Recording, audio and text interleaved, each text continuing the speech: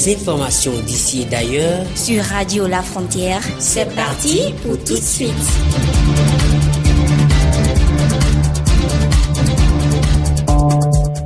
Radio La Frontière, le journal.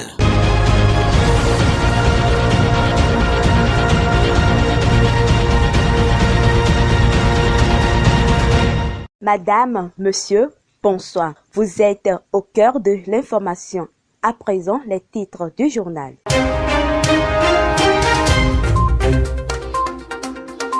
La fièvre de la pandémie du coronavirus est inquiétante en Afrique et dans le reste du monde. Les différents chefs d'État y réfléchissent. L'avis des ministres et politistes seront au cœur de cette édition.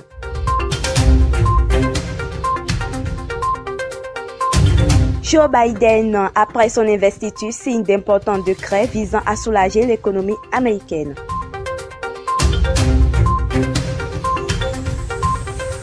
Ce sont là les grands axes du journal. À présent, place au développement.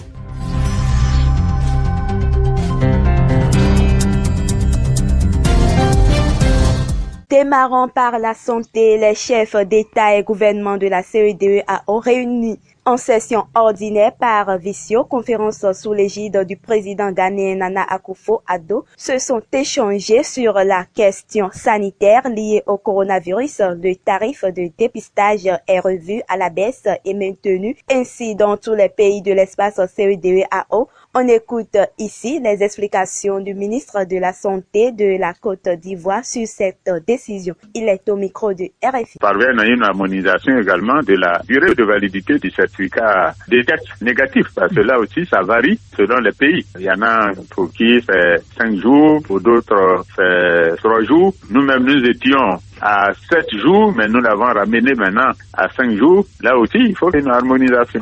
Il y a 2 types de vaccins que notre pays s'attend à acquérir. D'abord des vaccins gratuits par le mécanisme COVAX.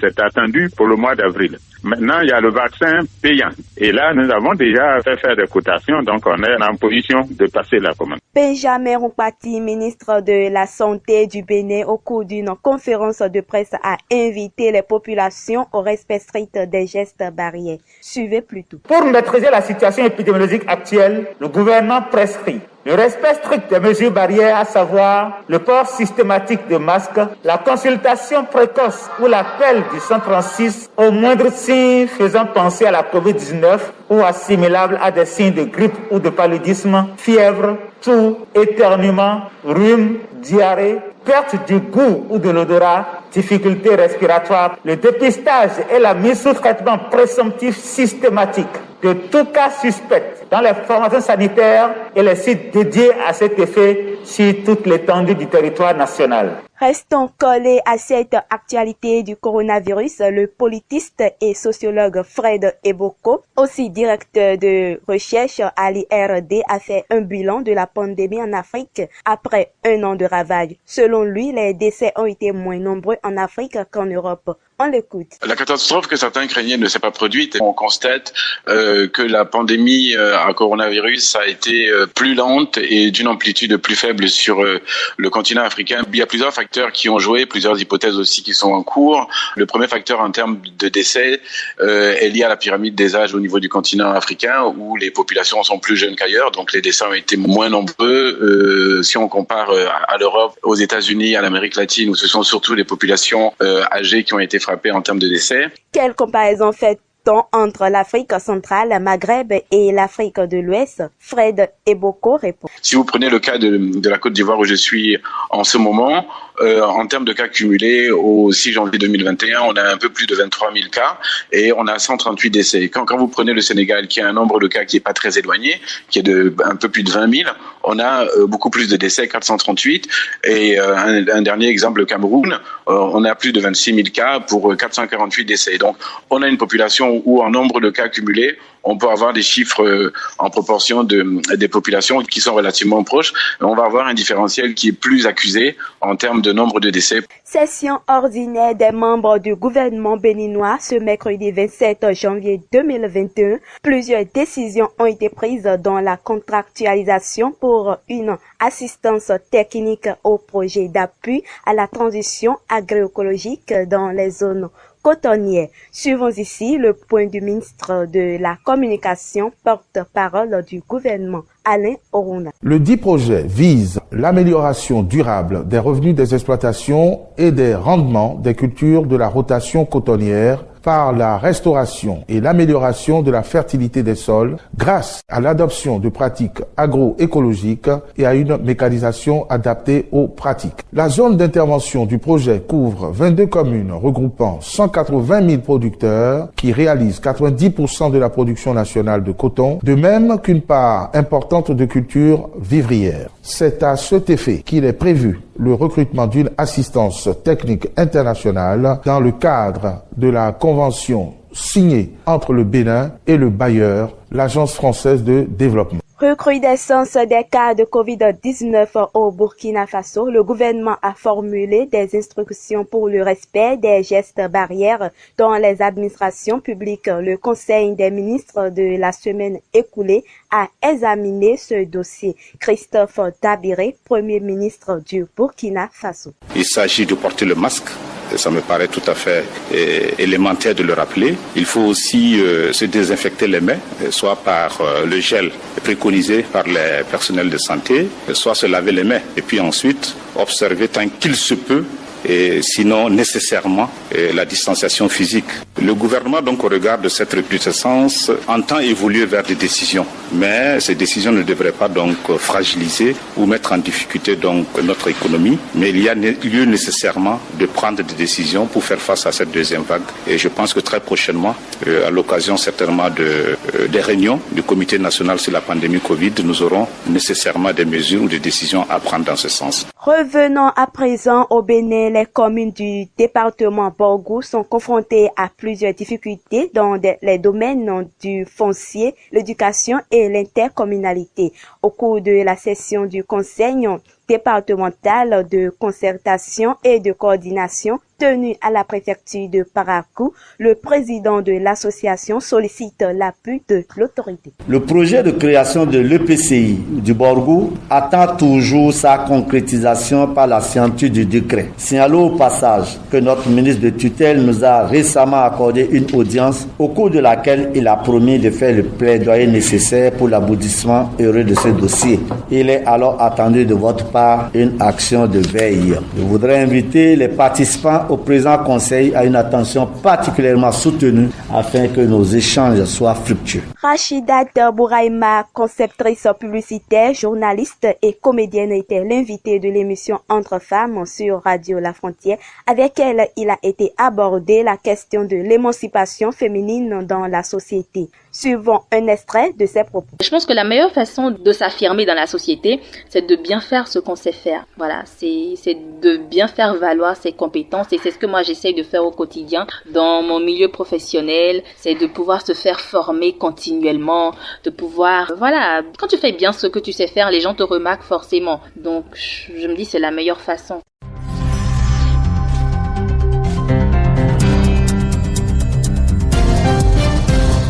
En France, les étudiants boursiers et internationaux accéderont plus facilement désormais au repos dans les restaurants universitaires. C'est ce qu'a décidé il y a quelques jours le chef de l'État français Emmanuel Macron. Cette mesure est envisagée ainsi toujours dans l'optique d'éviter la propagation du coronavirus. On l'écoute. On ouvrirait à tous les étudiants non boursiers et internationaux qui en font la demande l'accès aux 2 repas qu'on peut aller prendre au Resto U à 1 € le repas. Ça, je pense déjà, c'est un premier point quand je regarde les choses qui permet sur la partie alimentation de répondre à cet élément de précarité qui est absolument décisif, parce que quand on voit des étudiants qui vont à l'aide alimentaire ou qui vont auprès d'associations, on se dit qu'on a un problème avec notre dispositif. Ça veut dire qu'on couvre pas correctement celles et ceux qu'on devrait couvrir. Donc là, pendant le temps de la crise, on va élargir ce qu'on fait aujourd'hui que pour les boursiers, et on va s'assurer avec l'ensemble des CROUS qu'on se met partout en situation de pouvoir aller chercher les 2 repas, parce que je veux ni d'étudiants sous prétexte qu'ils sont non boursiers qui doivent aller à l'aide alimentaire, ni d'étudiants qui ensuite vivent. Pendant le confinement, on n'a droit qu'à un repas par jour. Dans le secteur de l'éducation, précisément au milieu universitaire, d'autres importantes mesures ont été prises. Emmanuel Macron. Un étudiant qui soit en licence ou en master, ou une étudiante, il doit avoir à peu près les mêmes droits, il a les mêmes besoins que quelqu'un qui travaille. Et s'il en a besoin, il doit pouvoir revenir une journée par semaine à l'université pour faire du présentiel, que ce soit en TD ou en cours. Et donc ce qu'on va construire, c'est une solution pour le 2e semestre qui consistera à dire un étudiant ou une étudiante a le droit d'avoir 20% de son temps en présentiel. Et on doit essayer de tenir, c'est-à-dire 1 jour sur 5. Et on doit essayer de tenir aussi pour que les jauges, comme on dit, ce terme est affreux, mais que ce soit jamais plus de 20%, ce qui permet d'avoir des distances, ce qui permet aussi de ne pas avoir trop de monde sur un site. On termine ce journal par cette brève. Vendredi dernier, le président des États-Unis, Joe Biden, a signé plusieurs décrets visant à soulager rapidement une économie américaine décimée par la pandémie. Ces mesures sont des palliatifs au moment où le Congrès examine le plan de relance de 1 milliards de dollars proposé par le successeur de Donald Trump. Ces décrets visent à augmenter l'aide alimentaire, à faciliter la demande de prestations gouvernementales et à protéger les travailleurs sans emploi.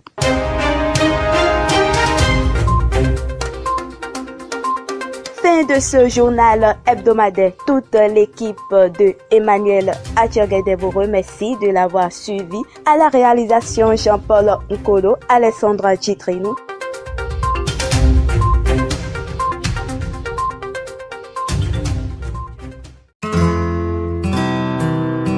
Tout de suite, l'espace publicitaire sur votre radio.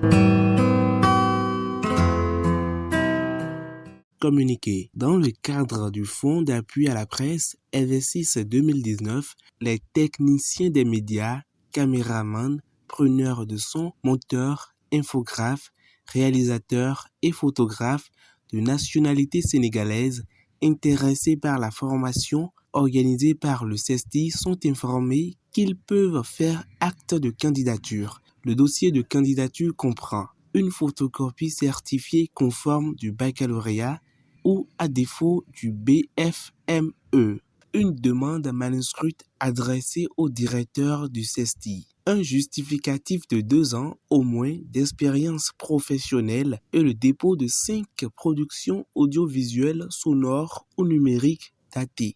Ces documents doivent être enregistrés dans une clé USB. Un curriculum vitae, une photocopie de la carte nationale d'identité certifiée conforme, 2 photos d'identité. Le dossier complet sera déposé à la direction des études du CESTI du lundi 21 décembre 2020 au vendredi 29 janvier 2021 à 17h. Pour toute information complémentaire, merci de s'adresser au chef du service de la scolarité du CESTI, cesti@ucad.edu.sn.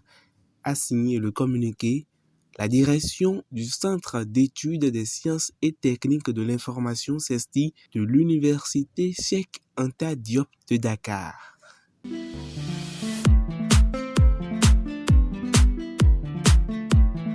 Swiss UMERF University of Burkina Faso communique. Conditions d'admission à la bourse. Date limite 31 janvier 2021. Niveau Master. Finance, travailleurs du public et du privé. Place Burkina Faso. Statut 20 jours restants. Avantages de la bourse. Domaine d'études. Sciences économiques et de gestion. Sciences juridiques, politiques et de gestion. Nombre de bourses 10 par spécialité. Durée 2 ans pour le Master 1 et 1 an pour le Master 2. Pays éligible. Ouvert à toutes les nationalités. Éligibilité de la bourse. Les candidats désireux de postuler pour la bourse doivent se munir de. Pour le Master 1, titulaire d'une licence ou tout autre diplôme jugé équivalent.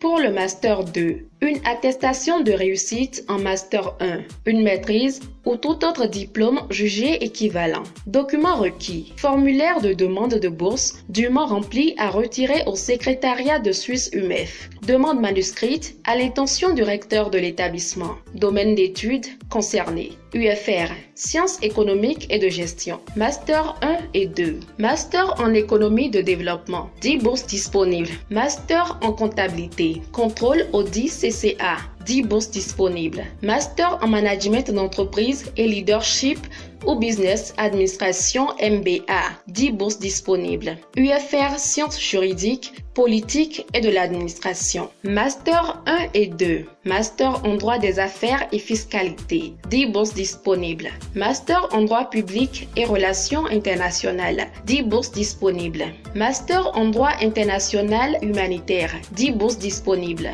Master en gouvernance politique. 10 bourses disponibles. Master en médiation, conflit, culture et paix. 10 bourses disponibles. NB. Les candidats devraient impérativement faire 2 choix en précisant 1 et 2 pour premier et deuxième choix. La réception des dossiers de candidature à Suisse UMEF, University of Burkina Faso, est fixée à partir du lundi 11 janvier 2021 de 8h à 16h.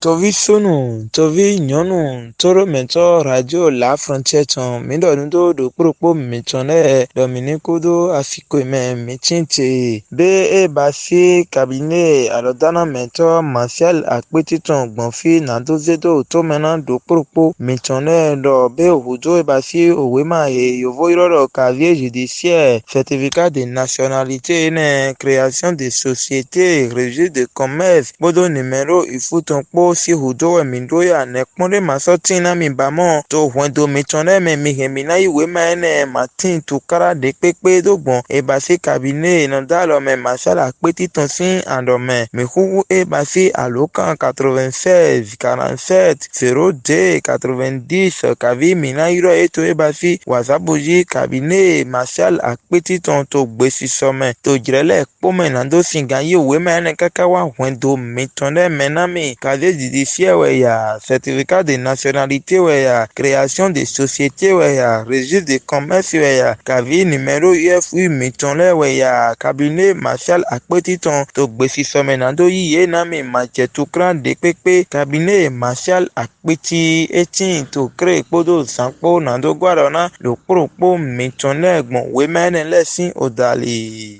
Kéré o, gbogbo ẹ̀yin olùgbé orílẹ̀-èdè Benin, babalájé màmá lọ́jà, ẹ̀yin ọmọ iléèwé, oníṣẹ́ ọwọ́ àti olókoòwò, kò sí ìbẹ̀rù tàbí ìpòrúru ọkàn fún yín mọ́.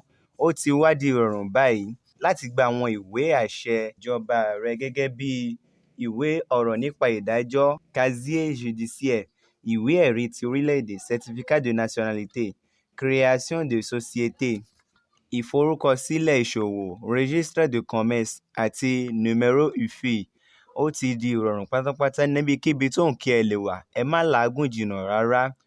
Ẹ̀yin ẹ ṣáà kàn sí Martial Apiti láìsí ìṣínípò padà rárá.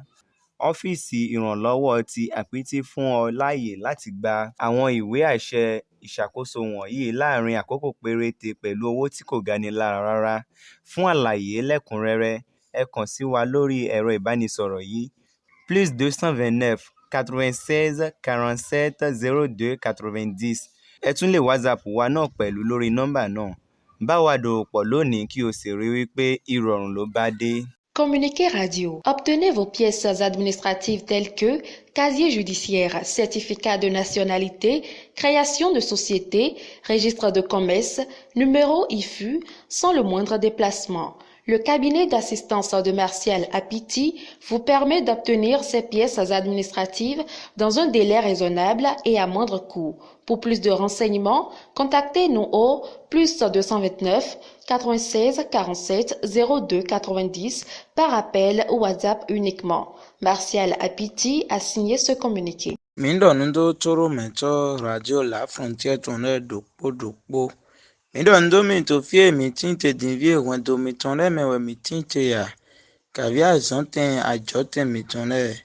Mindo ndo dokpo mi tonne. No yin tukra mi tonne po mi viaro do ta bolo dinvie ewa vivonu.